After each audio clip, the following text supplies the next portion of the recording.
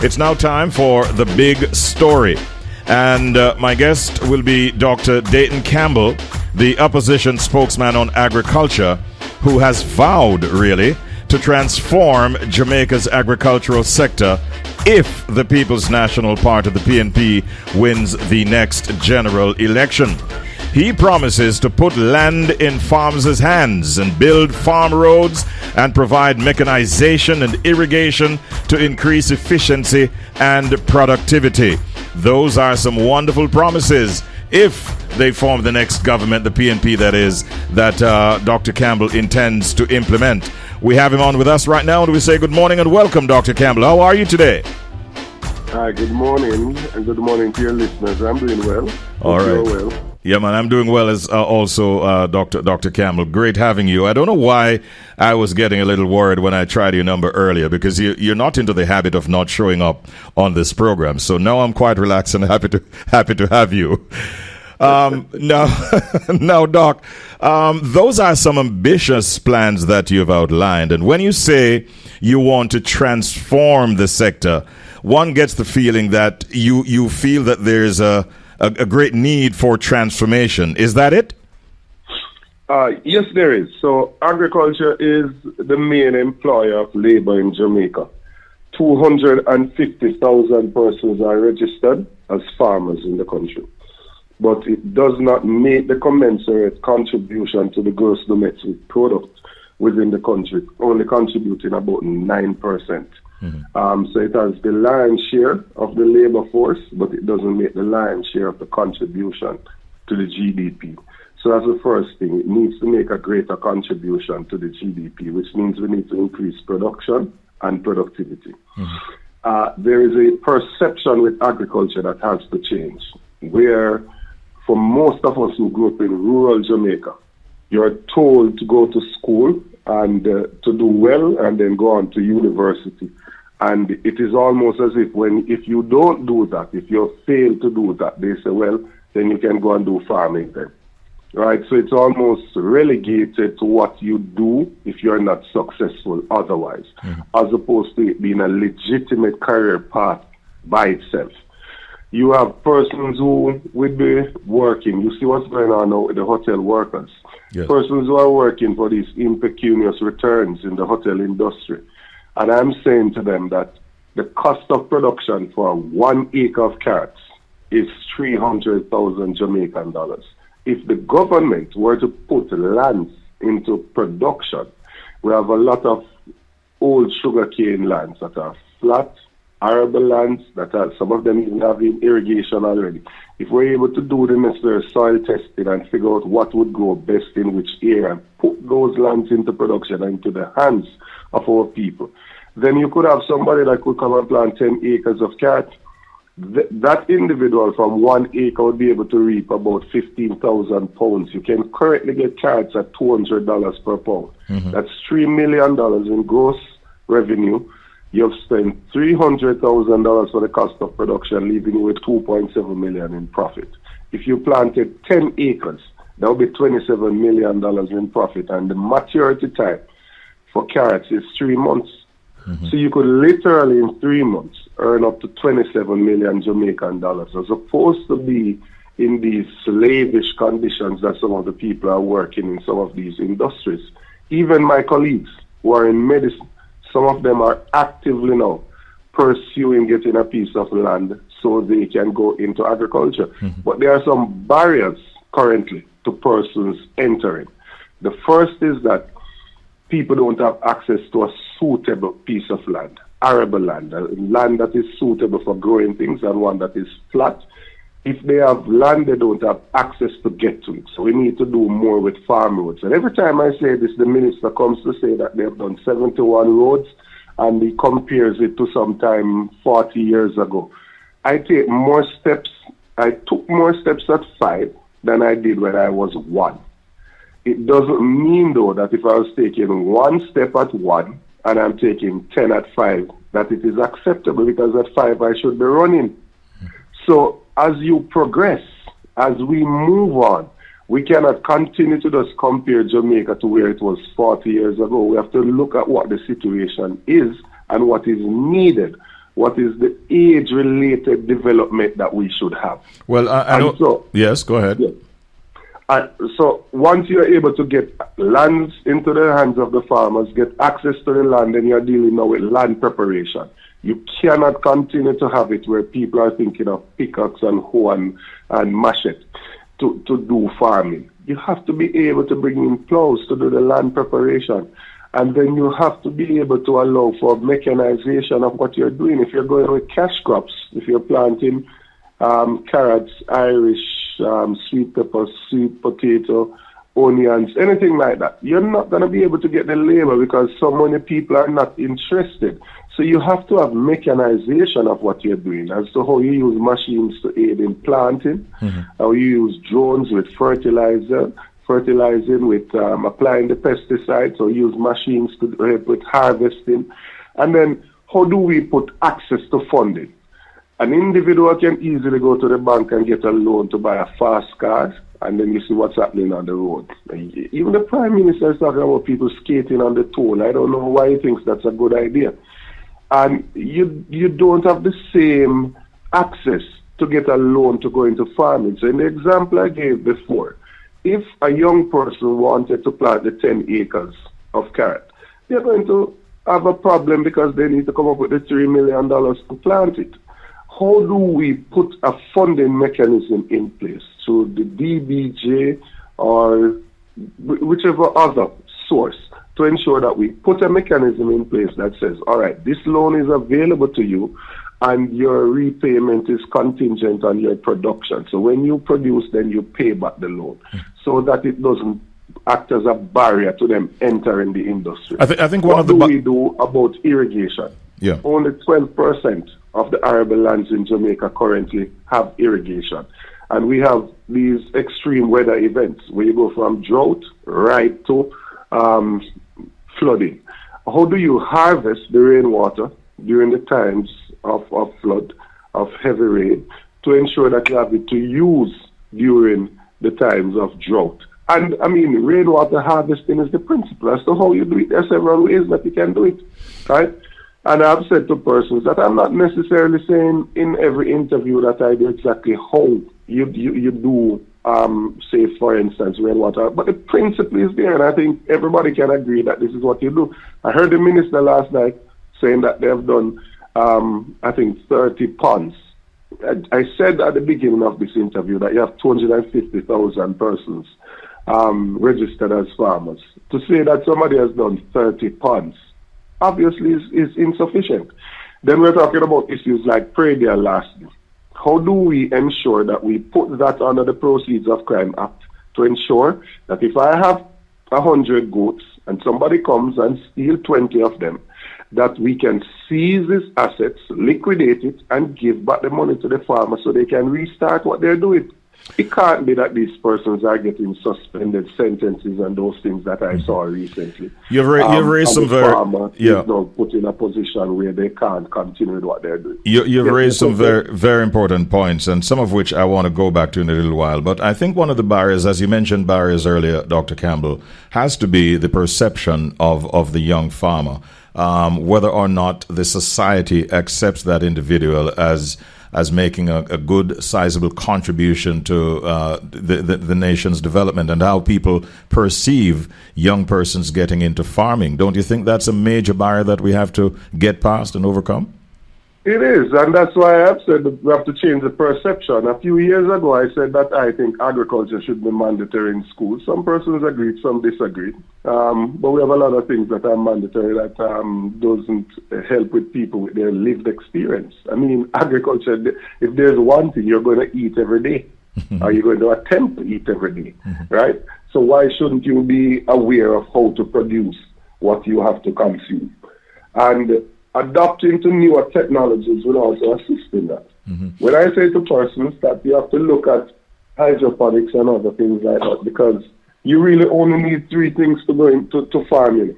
You need sunlight, because there has to be photosynthesis. You need water, and you need nutrients. You don't need to have soil. And that's why you can have hydroponic system, aquaponic system, and all of those things set up, where an individual can be doing farming without soil. They are not dirty. They can look prim and proper like they're practicing any other career, and they can make huge returns, way more from the example I gave you before. And I can show the same example, as I said, with a slew of other crops. Yes. Right? The matter of land. Somebody went into goat rearing, into bee rearing, any one of those things, they could make tremendous returns. The matter of land distribution is what I want to focus on now. Have you already thought out, a plan to how you'd be distributing this land? Is it a land lease kind of program? How will you allow farmers to be able to access farmland, these farmlands across the island? Leasing the land is the most efficient way, I believe, to do it. But we have to ensure that we put the necessary infrastructure in place. So I'm telling you that there are hundreds of hectares of land that were formerly sugarcane land. You see them on the plains in Clarendon, in Trelawney, in Westmoreland, and elsewhere. The sugar is no longer king. Those lands are currently just idle. And I can't understand why. We have a farmer that is struggling on a hilly piece of land that is inaccessible, when we have so many flat lands that we could easily put into the hands of farmers. Look at what we've been doing with Bernard lots. We have flat, arable land, some of it with irrigation, and we are uprooting that to plant houses on it. It doesn't make sense. We have moved the country's importation bill under this administration from 2016 from $843 million US dollars to $1.4 billion US dollars. It's an almost 80% increase in the country's importation bill. Not one item has been taken out of the importation basket. We are not self-sufficient in no item at all. So we don't produce enough Irish potato, so we don't have to import any. We don't produce enough onions, nothing. All we have been doing is just to increase our importation. The former Minister, Roger Clark, took out Irish potato out of the importation basket, had a plan, and was moving towards taking out onion when he died. That has stopped. He pegged and tied giving importation license to people who are doing production. So you would have had to have some land on the production of Irish and onion in order for you to get the importation. What we have now are concrete farmers, people who just set up a thing and just start importing. They buy a pound of sweet pepper in the US for less than $1 US per pound at the farm gate. And when it reaches Jamaica, they're selling it to the consumer in Jamaica for almost $1,000 Jamaican dollars per pound. Absolutely ridiculous. Yeah, there's a set of farmers that I know many of them are listening right now who, when you use big fancy terms like mechanization, it really means nothing to them, because some of them don't even necessarily understand the opportunities that present themselves in that regard. I'm talking about some of the small scale farmers, Dr. Campbell. What specific programs will you contemplate implementing to support this small scale farmers across the island, should you form the next government? Right, so 80% of the farmers in Jamaica are in a plot of land that is 5 hectares or less. 80% of them are small farmers. As I said, majority of them are on a piece of land where they can't even allow for mechanization, because mechanization means that you're using machines to come in to do some of the work. And because of how the land, the topography of the land is, they can't allow for a machine to come in. So where I grew up in Bamboo, only few of the farmers could allow a tractor to come and plow their land, to do the land preparation. The others are on quarter-acre plot that is on a hilly terrain.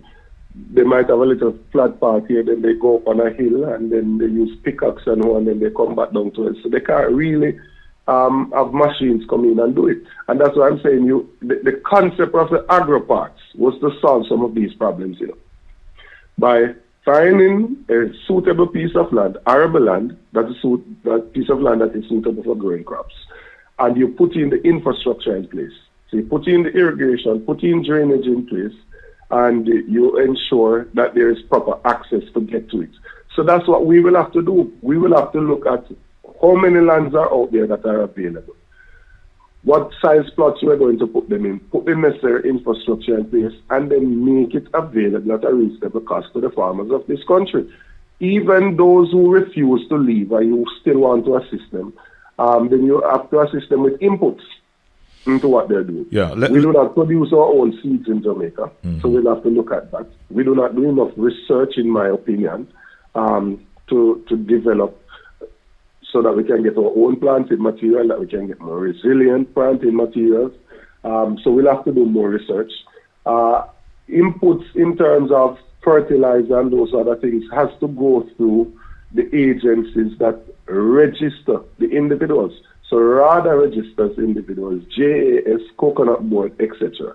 Those are the agencies that are supposed to have the fertilizers and those things to distribute to the members of their different agencies and departments. Not the politicians. Yeah. When you give fertilizers to a politician, he or she will have to give it to their supporters.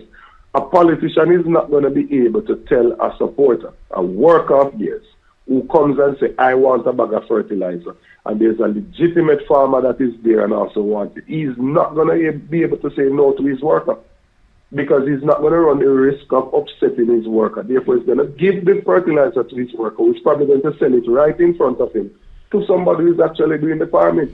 I get you. The fertilizer distribution was going through the agency, going through RADA, where registered members who RADA has gone out through their extension services to know that this person has X amount of land under production and they're producing this crop and they would need this item A or B or whatever it is, then you get a better distribution and increase your production that way. Let me take the focus now back to the youth, and many young persons are listening.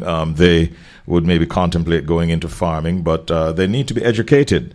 Are you satisfied with the level of education that's available in terms of agricultural schools and so on across the island? No, I'm not. As I said, how would you address that? Yes. When you show the numbers, then persons would be able to realize that's a legitimate career path.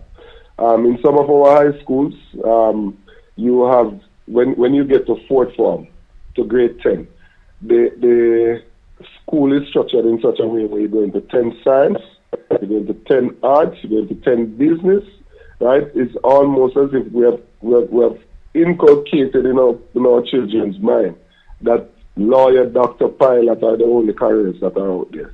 So we design the curriculum and set it in such a way where we're almost putting them on a conveyor belt, like we're forcing them into some of those areas, whilst not exposing them to areas like agriculture and the different disciplines with agriculture, the newer technology in agriculture, and what the return that they can make. If you look at some of the richest people in Jamaica currently, farming is actually what they do here. And not just in Jamaica, worldwide. And if you look at the need for food in the world, the need will always be there. So for somebody who goes into agriculture and goes into farming, that individual, once they use technology, once they are evidence-based and data-driven, that individual will earn a good living from their labor. And one way to make a good living, Dr. Campbell, is of course if the farming community gets maybe more help from the government in terms of identifying new markets, so that they can get into the international market and earn foreign exchange. Will that be a part of your focus? Those areas are also on my items. I stopped at Pradier last year, but I'd have gone on to storage. We currently have 30% of post-harvest loss. So even after reaping, you still lose 30% because we don't have adequate storage. And then marketing and markets for your produce is another critical area. As to why it is that a farmer in St. Elizabeth plants melon, he sells it at $60 a pound at the farm gate on his farm. Somebody buys it, carries it to Kingston, sells it into one of these outlets for $120 per pound, and then at you go into one of these supermarkets, the final distributor is for $180 a pound.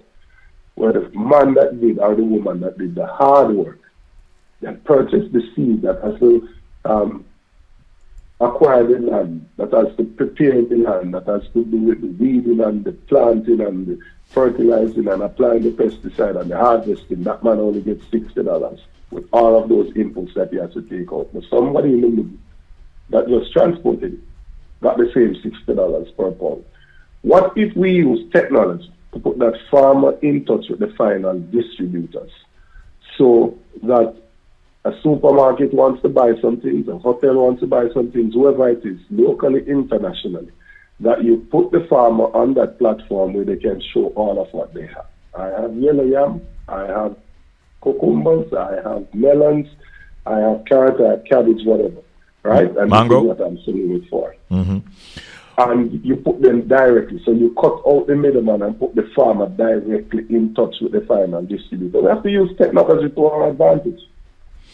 Dr. Campbell, we are pretty much out of time. I want to thank you for coming on this morning and giving us an idea as to how you would want to transform agriculture should you form the next government as the People's National Party. In closing, was Portland good the other night? Portland was great. that is my parish, so I have to monitor what's going on. the sun is rising in the east again. It was great. All right. Dayton, thanks for talking with me. Have a great day. All the best. No problem. All right. Take care. That's opposition spokesman on agriculture, and that's Dr. Dayton Campbell.